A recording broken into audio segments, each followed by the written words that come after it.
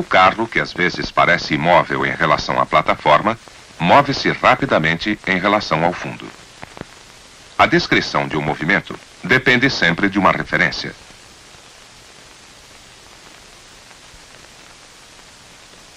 O guarda se move em relação ao trem. No entanto, está parado em relação à terra.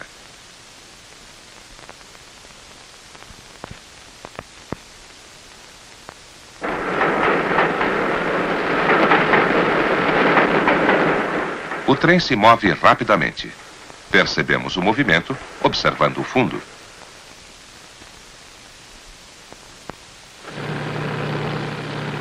Os dois carros estão parados, um em relação ao outro. Em relação à terra, estão em movimento.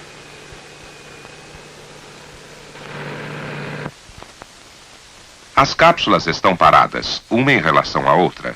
Em relação à terra, estão em movimento. A Terra, que nos parece parada, viaja pelo espaço ao redor do Sol com uma velocidade de mais de 100 mil quilômetros por hora.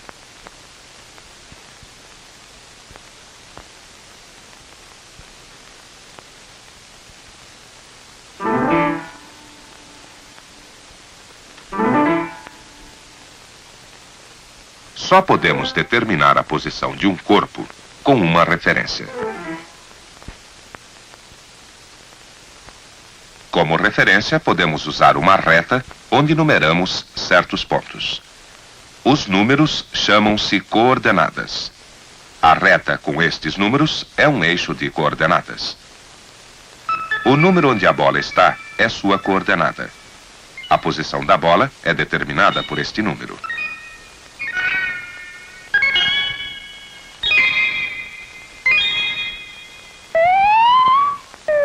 Para determinar a posição de um corpo num plano, usamos dois eixos, o eixo X e o eixo Y. Esses dois eixos formam um sistema de coordenadas. A posição do corpo no plano é então determinada por dois números, a coordenada X e a coordenada Y. Qualquer posição do ponto fica determinada por dois números. Estes números são as coordenadas do ponto. Os eixos podem ter qualquer direção. O plano onde estão os eixos também pode estar em qualquer posição.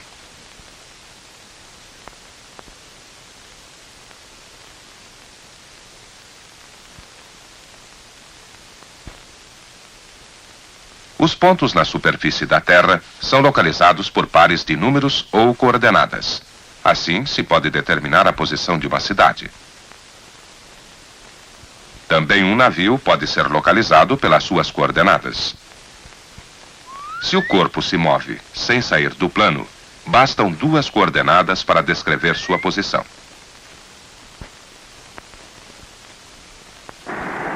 Quando o corpo sai do plano, é preciso uma terceira coordenada para descrever sua posição. Aqui, o eixo Z indica a terceira coordenada ou altura.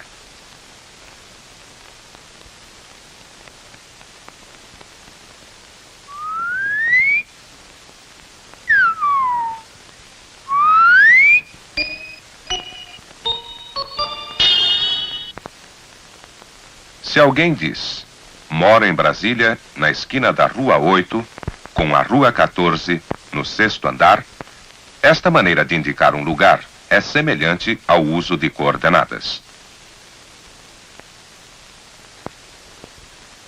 Este é um sistema de coordenadas a 3 dimensões. A posição do ponto é determinada por 3 coordenadas. A coordenada X, a coordenada Y e a coordenada Z. As coordenadas deste ponto são x igual a 4, y igual a 5 e z igual a 8. Podemos imaginar as coordenadas do ponto como o comprimento, a largura e a altura de um paralelepípedo. Qualquer que seja a posição de um ponto, ela fica determinada por um conjunto de 3 números.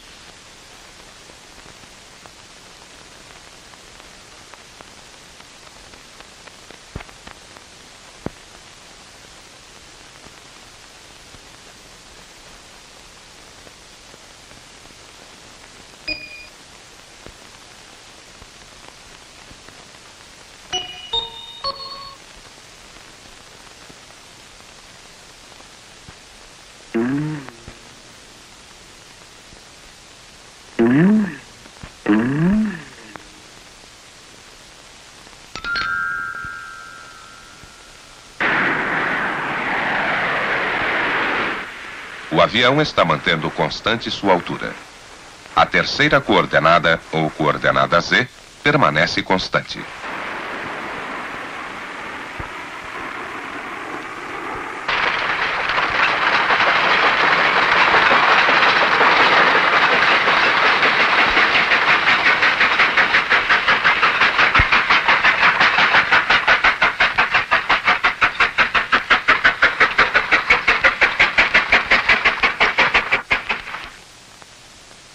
As coordenadas do ponto A são x igual a 6 e y igual a 3. As coordenadas do ponto B são x igual a menos 2 e y igual a 1. O corpo está no ponto A e se dirige para o ponto B.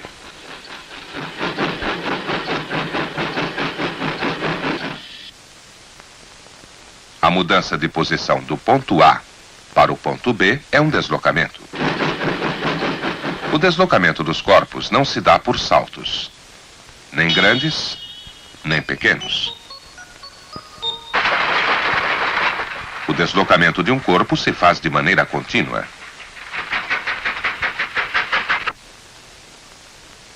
Ao passar de A para B, as coordenadas do ponto variam continuamente. O conjunto de todas as posições sucessivas ocupadas por um ponto que se desloca chama-se trajetória do ponto.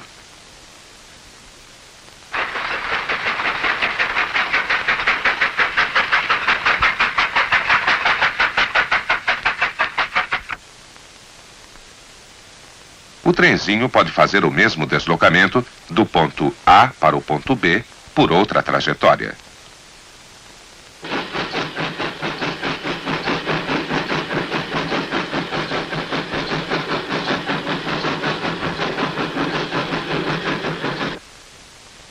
Um mesmo deslocamento pode ser feito por trajetórias diferentes.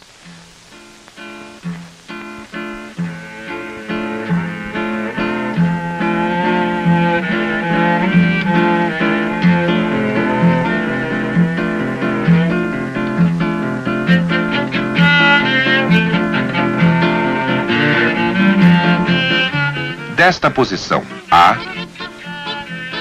os jovens se deslocaram numa trajetória reta até o ponto B. Cada carrinho está parado em relação ao outro.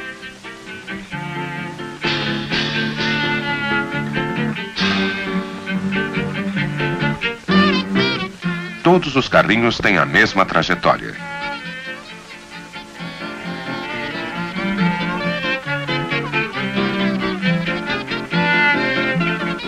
O estudo dos movimentos é uma parte importante da física. Com este estudo, aprendemos a descrever os movimentos e também a descobrir suas causas. Vivemos em um mundo em movimento.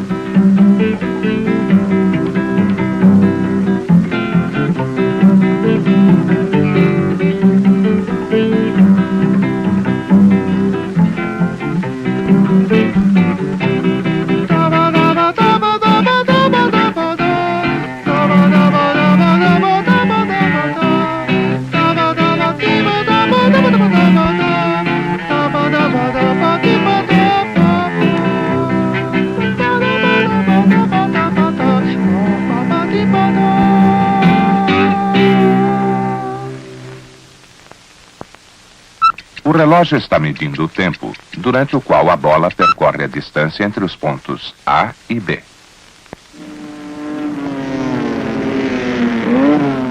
O tempo entre a saída e a chegada é medido pelo cronômetro.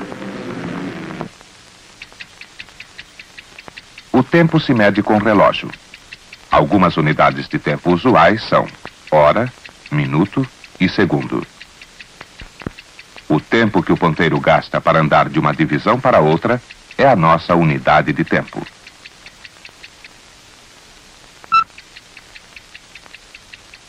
Para percorrer as 8 unidades de distância, o corpo levou 4 unidades de tempo. Portanto, em uma unidade de tempo, o corpo percorreu 2 unidades de distância. 2 unidades de distância em uma unidade de tempo. A distância percorrida dividida pelo tempo gasto é o que chamamos velocidade do corpo. 8 unidades de distância em 4 unidades de tempo.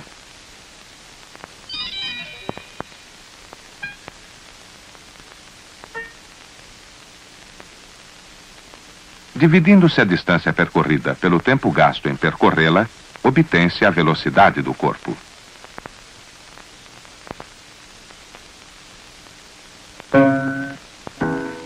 Em símbolos matemáticos, isto se escreve assim. O guarda calcula a velocidade de um carro, medindo o tempo que o carro leva para percorrer uma distância conhecida. Quando o carro passa por este marco, começa a contagem de tempo.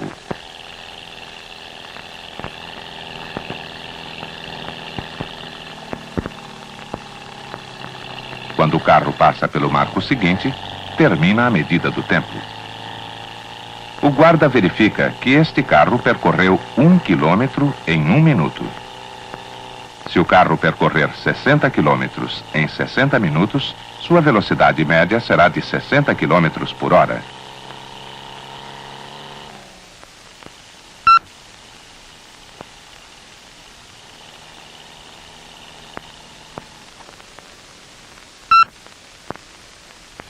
A velocidade média de um corpo pode ser medida em diferentes trechos. Em trechos maiores ou em trechos menores. Se a velocidade de um corpo for constante, a velocidade média será a mesma em qualquer trecho.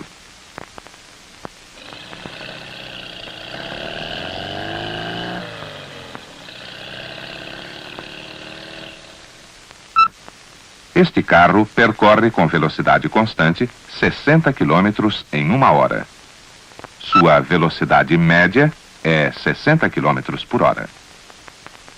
Mesmo variando a velocidade no trajeto, a velocidade média é 60 quilômetros por hora, porque o carro percorreu 60 quilômetros em 1 hora.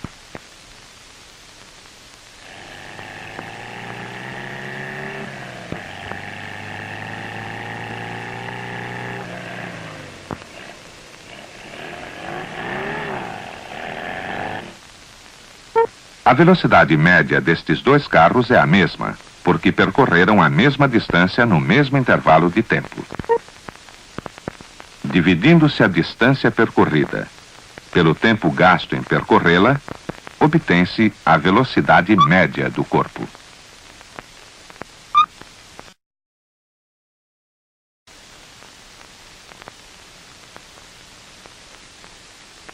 Em símbolos matemáticos, isto se escreve assim.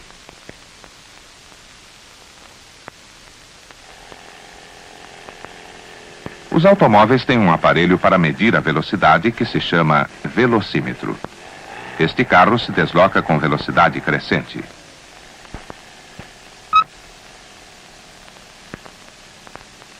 Consideremos sua velocidade média sobre um pequeno trecho da trajetória.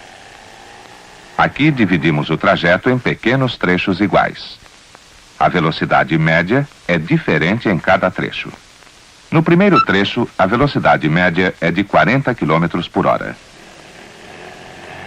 No segundo trecho, a velocidade média é de 45 km por hora. No terceiro trecho, a velocidade média é de 50 km por hora. Em cada trecho, encontramos uma velocidade média diferente, porque a velocidade do corpo variou em cada instante.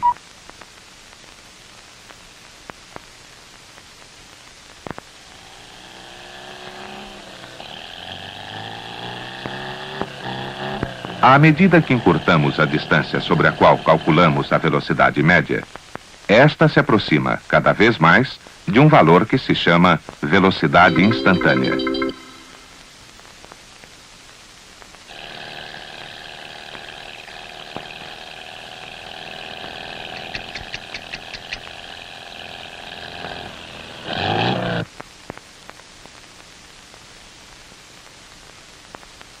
Neste instante, a velocidade deste carro é de 60 km por hora.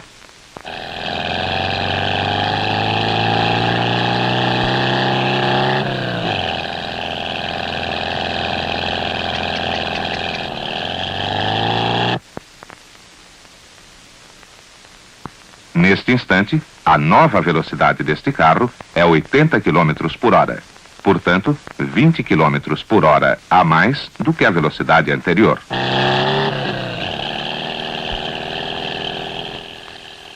Este carro anda com velocidade crescente. Seu movimento é acelerado. De 60 km por hora em 10 segundos, a velocidade passa para 80 km por hora. Houve uma variação de 20 km por hora em 10 segundos.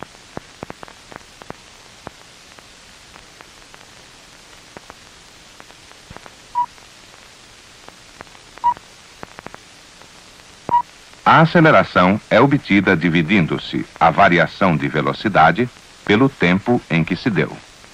Neste caso, a aceleração é 20 km por hora dividido por 10 segundos, ou seja, 2 km por hora por segundo.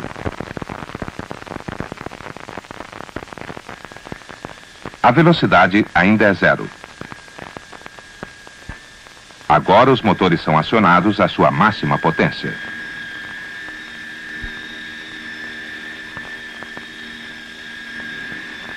A força constante exercida pelos motores sobre a aeronave produz uma aceleração constante de 10 km por hora por segundo. Ao fim de 30 segundos, o avião atinge a velocidade de 300 km por hora necessária para a decolagem.